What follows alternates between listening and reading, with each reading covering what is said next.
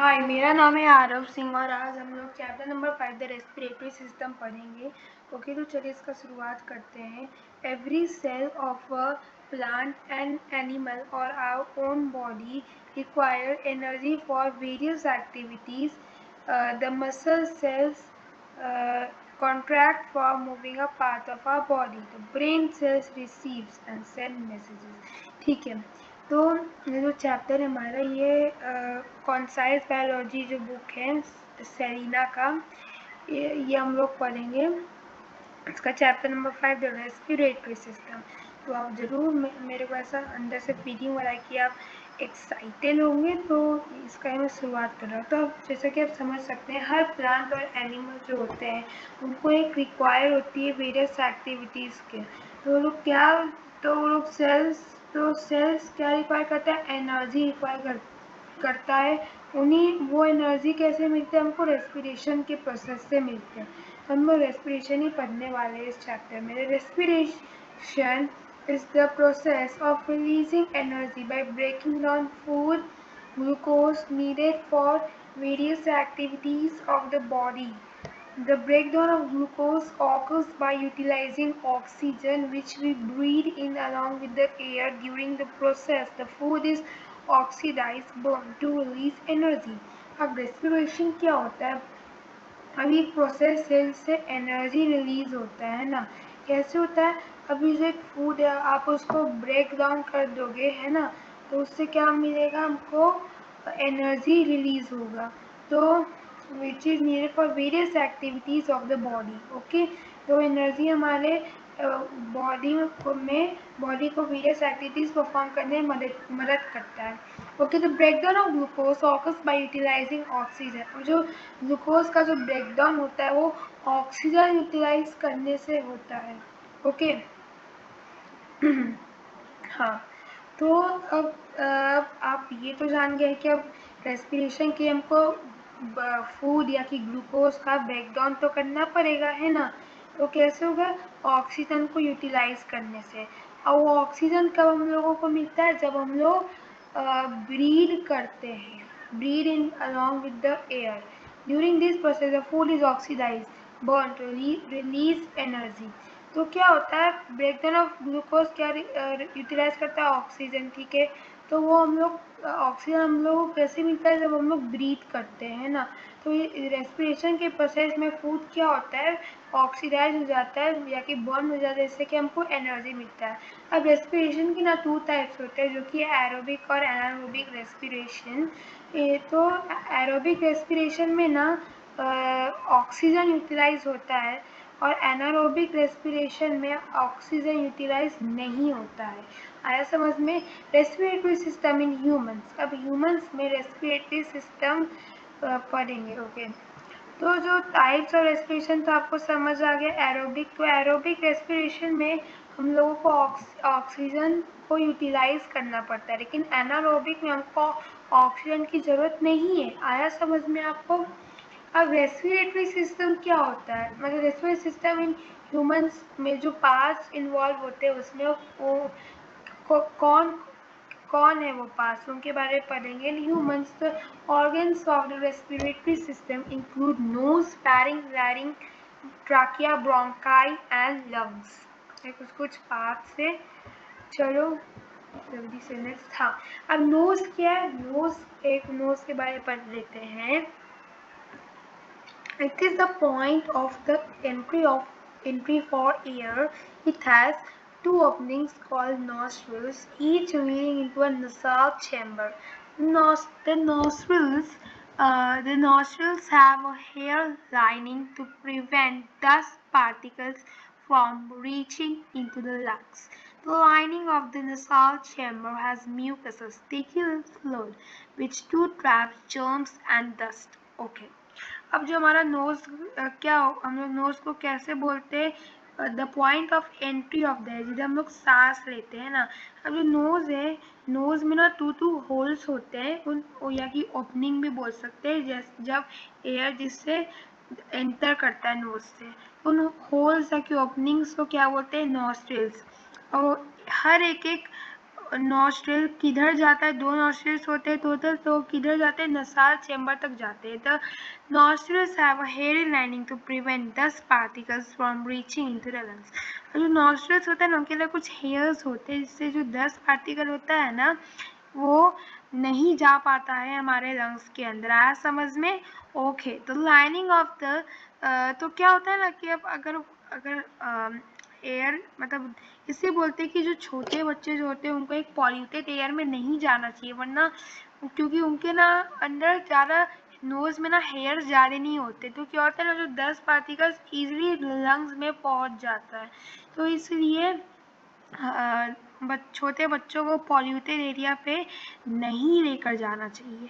लेकिन अब जब बड़े हो जाते हैं, जेंट्स के रूप में आ जाते हैं लोग, मतलब एडल्ट, सॉरी जेंट्स नहीं एडल्ट, तो उस वक्त ना मतलब जेंट्स लेडीज़, मतलब जब बड़े लोग हो जाते हैं तब फिर क्या होता है कि जो नोज़ होता है ना उसके ना हेयर्स आना शुरुआत हो जाता है, हेयर्स आ जाता है ना। जेंट्स मतलब कि बड़े लड़के और लेडीज मतलब कि बड़ी लड़की, है ना।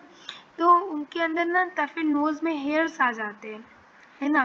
तो फिर वो लोग पॉल्यूटेड एरिया में जा सकते हैं, लेकिन हाँ उनको भी प्रिकॉशन लेना चाहिए, क्योंकि एटलीस्ट थोड़ा सा उनको मतलब प्रिवेंट होगा, क्योंकि हेयर्स है उनके नाक में। लेकिन जनरली बच्चों के नाक में कम हेयर्स होता है, जैसे कि हम न्यू बॉर्न बेबी आप देखोगे उसको हम लोग हमेशा घर ही में रखते हैं। आया समझ में? ओके। अब तो हेयरी लाइनिंग होता है जो प्रिवेंट करता है dust from reaching into the lungs. The lining of the lining of the nasal chamber has mucus, a sticky fluid which to trap germs and dust. अब जो लाइनिंग होता है, इनर लाइनिंग होता है नसाल चैम्बर का, वो ना क्या कंटेन करता है ना, म्यूकस होता है। तो म्यूकस को ना एक स्टिकी फ्लूइड बोलते हैं। जब आप छींकते हैं तब फिर या कि आप स्नीज करते हैं तब ना वो निकलता है, उसको ही हम लोग एक फ्लूइड निकलता है, उसी फ्लूइड को हम लोग म्यूकस बोलते हैं। एक स्टिकी फ्लूइड होता है which to trap germs and dust, इसलिए उससे हमको दूर रहना चाहिए, उसको टच नहीं करना चाहिए, क्योंकि उसके अंदर जो भी जर्म्स एंड डस्ट है वो बाहर आते हैं आपके नोज से। तो इसलिए हम लोग हमेशा उसको हैंकर चीफ से ही हम लोग कवर कर लेते हैं। आया समझ में? Okay.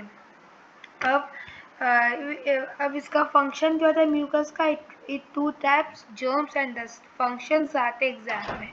The nasal chamber warms and moistures the air entering into the lungs. One should always breathe through the nose and not through the mouth. The inner lining of the nose also has some special cells for smell.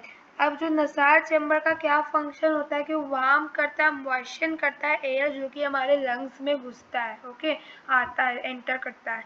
One should, अब जो भी लोग होते हैं उनको ना हमेशा knows से ही ब्रीथ करना चाहिए, माउथ से नहीं ब्रीथ करना चाहिए। The inner lining of the nose also has some special cells for smell. अब जो हमारे नोज के जो इनर लाइनिंग होता है ना उनके ना कुछ सेल्स होते हैं जिससे हम लोग स्मेल कर पाते हैं। आया समझ में? अब जो एक्टिविटीज जो दिए मैं आपकी टेक्स्ट बुक में हम लोग चैप्टर के लास्ट में करेंगे, जब पूरा क्वेश्चन आंसर्स मैं दे दूंगा तब। अब फेरिंग क्या होता है? From the nose the air passes behind the mouth into the pharynx और throat, which is the common passage for air and the food. It leads into the two passages, one the air tube called the windpipe or the trachea and the other the gullet, food pipe. अब क्या है, अब knows में ना air passes करता है mouth के behind, mouth है, माउथ के बिहाइंड एयर पास करेगा और फूड भी पास करेगा। शुरुआत में अब पढ़िए, it is the common passage for air and the food. तो ये एयर और फूड के लिए कॉमन पैसेज है। तो शुरुआत में मतलब इधर एयर और फूड दोनों आएंगे, है ना। बाद में वो टू पैसेजेस में आ जाएंगे जो कि होता है हमारा ये ट्राकिया और फूड पाइप, ट्राकिया और गलेट, ठीक है।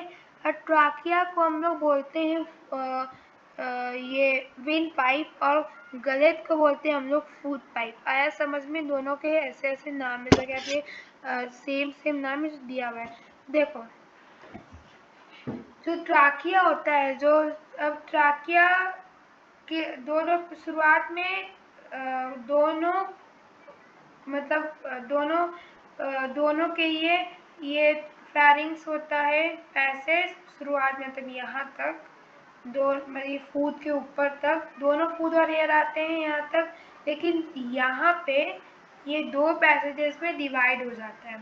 तो जो ये फर्स्ट पैसेज देख रहे हैं उसको बोलते हैं हम लोग ट्राकिया, और ये दूसरा जो जिसमें ये ब्लैक सब्सटेंस है वो फूड है, तो वही वो दूसरा जो है पाइप पैसेज वो फूड के लिए होता है, इसका नाम होता है गलेट। ट्राकिया होता है एयर के लिए, इसलिए उसका नाम विंड पाइप है, और ये गलेट जो है जिसके अंदर एक फूड जा रहा है उसको हम लोग बोलते हैं ये फूड पाइप, क्योंकि वो फूड के पास होता है जाता है उसके अंदर। आगे समझने। अब larynx, at the entrance of the trachea there is a voice box called larynx. अब ये लैरिंग क्या होता है, जैसे ये नेक्स्ट पेज में है। हाँ ये है हमारा। अब इधर ना ट्राकिया जो होता है ये फूड पाइप अपना अपना वो अलग प्रोसेस में चला गया, और जो कि होता है डाइजेशन फिर होगा, लेकिन वो अभी हम लोगों को नहीं पढ़ना है, अभी हमको रेस्पिरेशन पढ़ना है। ये पीछे चला गया, ये आगे चला गया। ओके, तो जो ट्राकिया जो होता है ना, ट्राकिया में क्या होता है कि ये ना एक हाँ ये जो है इधर ना एक ये वॉइस बॉक्स है, वही बॉक्स, इसी वॉइस बॉक्स को हम लोग बोलते हैं लैरिंग्स। है समझ में? इसको हम लोग बोलते हैं लैरिंग्स। इसी वॉइस बॉक्स को हम लोग बोलते हैं लैरिंग्स, है ना। तो इससे ना साउंड प्रोड्यूस होता है, इससे साउंड प्रोड्यूस होता है। अब कैसे साउंड प्रोड्यूस होता है यही हम लोग इस समझने वाले हैं इस पूरे पैराग्राफ में। ओके, तो जो एंट्रेंस होता है ट्राकिया का, उसमें ना एक वॉइस बॉक्स होता है जिसको बोलते हैं larynx. It contains two ligamentous folds called vocal cords. इनमें ना कुछ लाइगामेंटियस ना फोल्ड्स होते हैं। अब ये हाँ, तो ये जिसको हम लोग क्या बोलते हैं, वोकल कॉर्ड्स बोलते हैं। Air expel forcibly through the vocal chords vibrates them to produce sound. The front opening epiglottis of the windpipe is guarded by a muscular flap called epiglottis. The epiglottis closes the windpipe at the time of the swallowing of food. Okay, अब मैं आपको ये समझाता हूँ। देखो, अब जो air जो है आपका, और जो जो भी आप सांस लेते हैं उससे कार्बन डाइऑक्साइड एक्सपेल, तो इसमें ये बोला है जो एयर एक्सपेल होता है फोर्सिबली, है ना, forcibly to the vocal cords से एक्सपेल होता है, मतलब एयर निकलता है थ्रू द वोकल कॉर्ड्स।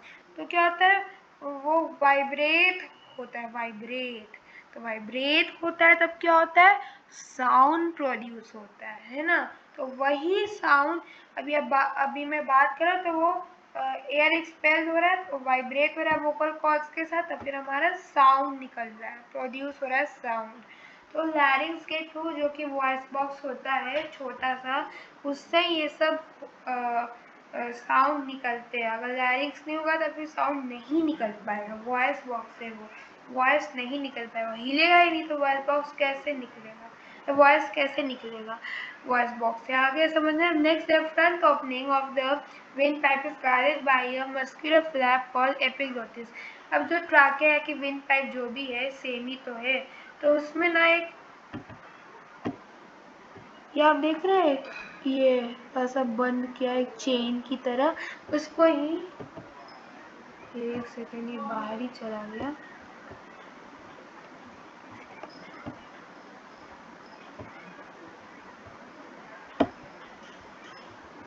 हाँ,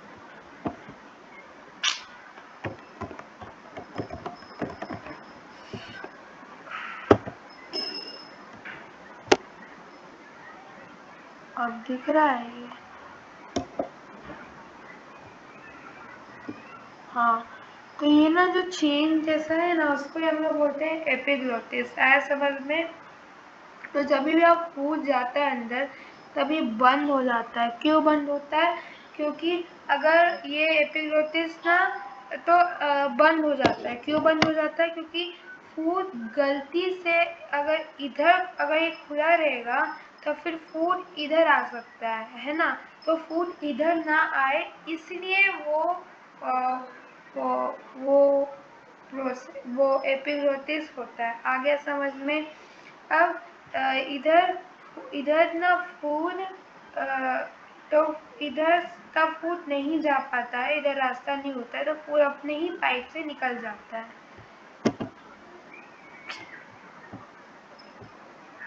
हाँ, ओके।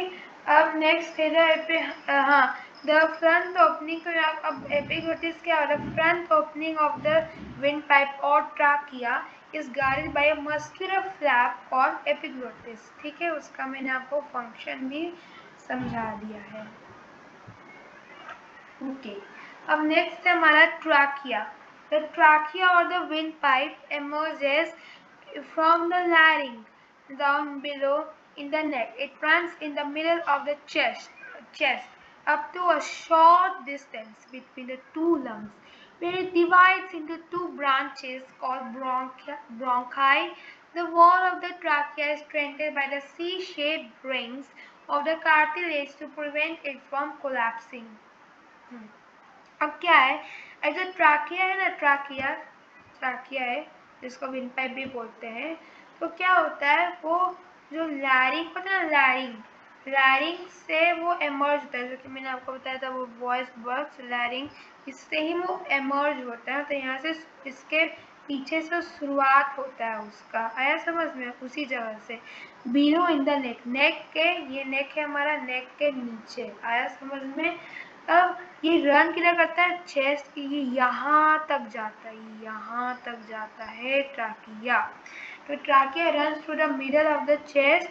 अब इसमें तो आफ्टर शॉर्ट डिस्टेंस, कुछ डिस्टेंस तक ही रन करता है, उसके बाद टू ब्रांचेस में बदल जाता है, इसको बोलते हैं ब्रोंकाई। आया समझ में? The wall of the trachea is strengthened by the C-shaped rings, all of the cartilage to prevent it from collapsing. अब आप ये देखो, सी शेप रिंग्स है, वो क्यों होता है? क्योंकि वो कोलैप्सिंग से प्रिवेंट करने के लिए। आया समझ में? ओके। अब ब्रोंकी क्या होता है? हाँ, the two bronchi lead into the right and left lungs respectively. Each bronchus is further divided into the smaller and smaller branches called bronchioles. अब ठीक है, अब the two bronchi lead in, हाँ, अब ये देखो, ये एक ब्रोंकी है और ये राइट ब्रोंकी है। ट्राकिया थोड़े डिस्टेंस के रन करने के बाद दो ब्रांचेस में बदल जाता है, जो कि ब्रोंकी होता है। तो एक होता है लेफ्ट ब्रोंकी, जो लेफ्ट साइड में जाता है, और एक होता है राइट ब्रोंकी, जो राइट साइड में जाता है ना। तो अब जो ये सब जो ब्रोंकी, ये तो ब्रोंकी है ना। ब्रोंकी का सिंगुलर फॉर्म होता है ब्रोंकस। ठीक है, each bronchus is further divided into the smaller and smaller branches called bronchioles. इन्हें ना कुछ स्मॉलर ब्रांचेस निकले हुए हैं, ये इन्हीं को ही हम लोग क्या बोलते हैं? ब्रोंक्यूल्स। आया समझ में? Next, at the end of these bronchioles are the microscopic air sacs called alveoli. अब ये जो bronchioles के ना एंड में ये एक एयर सैक्स होते हैं, जिसको हम लोग ये एयर सैक्स, इसको हम लोग बोलते हैं alveoli. Each lung, ऊपर जाना पड़ेगा, each lung contains millions of, क्या करूँ, हाँ, each lung contains, मैं ऊपर नहीं कर सकता कि फिर वो ये आ जाएगा। each lung contains millions of alveoli.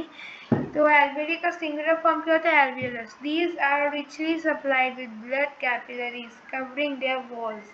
अब जो ब्रोंकी होता है ना, ब्लड जो ब्रोंकी होता है, मतलब ईच लंग जो होता है उसमें ना मिलियंस ऑफ एल्वेली होते हैं, तो हम लोग काउंट नहीं कर सकते, काउंटलेस है वो alveoli.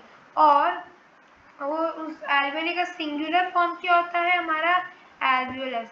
These are richly supplied with blood capillaries covering their walls. The walls of the alveoli are extremely thin and most moist for allowing faster diffusion of gases.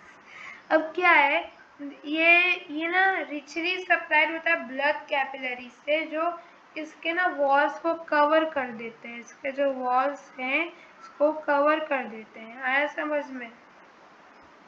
तो their walls the walls of the alveoli are extremely thin. ये जो richly blood capillary से भरा हुआ है, मतलब wall से cover किया हुआ है, walls cover किया हुआ है। Okay, the walls of the alveoli are extremely thin and moist for allowing faster diffusion of gases. अभी जो alveoli के जो walls होते हैं ना, बहुत पतले पतले से होते हैं, जिससे क्या होता है, हाँ, तो वो बहुत थिन होते हैं और क्या होते हैं, वो मॉइस्ट होते हैं for allowing faster diffusion of gases. तो फास्टर डिफ्यूजन ऑफ गैसेस के लिए वो लोग वो क्या बोलते हैं उसको, हाँ, वो इसलिए उनमें थिन वॉल्स होते हैं। ओके, हो गया। अब लंग्स के बारे में भी, लंग्स है फिर ओके, हाँ, तो मैं लंग्स भी आपको पढ़ा देता हूँ। लंग्स के बाद मैं आपको नेक्स्ट क्लास में पढ़ाऊँगा। Okay, the lungs are a pair of pink and spongy elastic organs protected by the rib cage. अभी लंग्स होता है पेयर ऑफ पिंक और स्पॉन्गी इलास्टिक बैग्स ऑर्गन्स होता है। ये बहुत, मतलब वो क्या बोलते हैं, पिंक है, पेयर ऑफ पिंक कलर के होते हैं लंग्स, और वो इलास्टिक ऑर्गन्स के होते हैं, है ना, protected by the rib cage. तो वो इलास्टिक ऑर्गन होते हैं, वो लोग इलास्टिक एकदम होते हैं, और वो क्या होता है ना, प्रोटेक्टेड होता है रिब केज से। रिब केज तो आप पढ़े क्या होता है रिब केज, क्लास 5 में चैप्टर एक बुक था द साइंस इज फन, उसमें था दिया हुआ कि बोन्स का, द स्केलेटन सिस्टम का पूरा चैप्टर था, है समझ में? The left lung is slightly smaller, अभी एक सेकेंड, हाँ,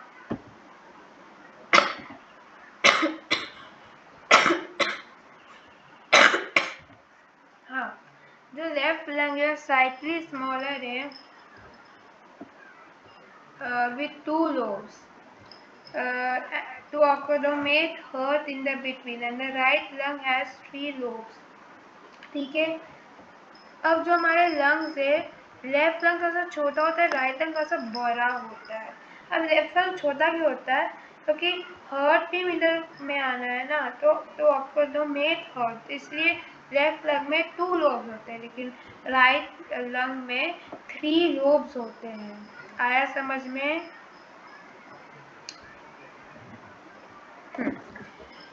The lungs rest on a diaphragm. This is a muscular sheath which internally divides the body cavities into the 2 cavities, the chest cavity or the thoracic cavity above and abdominal cavity below. Okay. अब जो क्या होता है, lungs जो होते हैं rest किसके ऊपर करते हैं? डायफ्राम। ये जो डायफ्राम है ना, आपका ऐसा आर्म होता है, एक आप ये बोल सकते हो गद्दा का एक छोटा सा पीस, वैसा एकदम होता है डायफ्राम। तो जो लंग्स होते हैं ना, वो डायफ्राम के ऊपर रेस्ट करते हैं ना। तो डायफ्राम ये क्या है, एक मस्कुलर शीट है which internally divides the body cavity into two cavities. हमारे body में ना two cavities है, आप three cavities है, लेकिन दो upper है और एक हाँ तीन कैविटी है। हाँ तो द चेस्ट कैविटी और द थोराकिक नहीं हाँ टू ही है। द चेस्ट कैविटी और थोराकिक कैविटी अबव के हैं। इस चेस्ट कैविटी और थोराकिक कैविटी एक ही है और ये अबव के कैविटी जो एब्डोमिनल कैविटी जो है वो बिलो कैविटी है। तो ये दो कैविटी डिवाइड कर देता है डायग्राम। इसके नीचे जो भी कैविटीज है ये होता है एब्डोमिनल कैविटी डायग्राम के नीचे। Okay the lungs are protected from outside by two membranes called outer and inner pleura. The space between the two membranes is filled with a fluid. This fluid acts as a shock absorber and so protects the lungs. Okay. तो जो lungs किससे lungs होते हैं, lungs are protected from outside by two membranes है ना। Lungs two membrane से protected होता है जो कि होता है outer and inner pleura. The space between the two membrane, अब ये बाहर से लंग्स किससे प्रोटेक्टेड है, आउटर इनर प्लीura से। The space between the two membrane is filled with fluid. अभी आउटर प्लीura और इनर प्लीura जो कि टू मेम्ब्रेन से जिससे लंग्स प्रोटेक्टेड है, तो उन दोनों मेम्ब्रेन के बीच में ना कुछ ना लिक्विड्स होता है, एक लिक्विड होता है। तो लिक्विड क्या एक्ट करता है, वो ये आ सकता है function. This fluid act as a shock absorber and so protects the lungs. तो ठीक है, अब प्लीura का क्या काम हुआ, प्रोटेक्ट्स द लंग्स और फ्लूइड का it acts as shock absorber and so it protects the lungs. ठीक है, ये हो गया, वो शॉक एब्जॉर्बर रहता है। अब ये गैसेस एक्सचेंज इन लंग्स, ये सब मैं आपको बाद में पढ़ाने वाला हूँ। ये पूरा पेज, ये भी हाँ, तो मैं ये सब बाद में आपको पढ़ाऊँगा अभी नेक्स्ट के पेजेस। तो ओके, अब ज़्यादा बचा भी नहीं, एक आध दो पेजेस बचे हैं ना, एक दो, हाँ तीसरा तो सॉरी तीन पेजेस बचे हैं हमारे, 3.5 पेजेस, जो कि मैं आपको नेक्स्ट क्लास में समझाने वाला हूँ। Okay, thank you. तो बाय, और प्लीज़ आप मेरे चैनल को सब्सक्राइब भी करिएगा, और अगर आपको मेरा वीडियो पसंद आए तो ज़रूर लाइक करिएगा, और अगर आपको कुछ समझ में नहीं आया होगा तो प्लीज़ कमेंट सेक्शन में करिएगा, आप कर दीजिएगा मैसेज। ओके, मैं ज़रूर रिप्लाई करूँगा। Okay, thank you, bye bye.